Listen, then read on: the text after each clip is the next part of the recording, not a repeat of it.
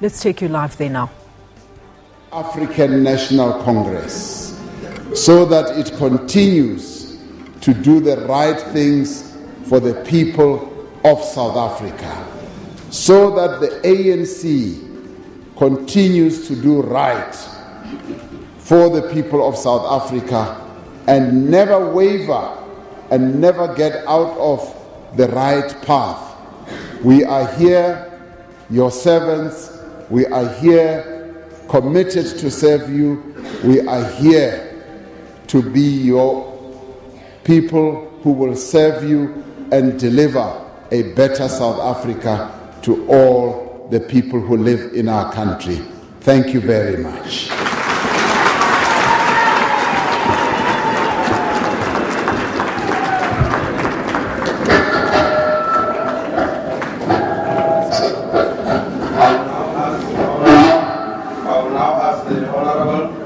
Deputy President to come and receive a blessing from His Lordship, Cyril Ramaphosa.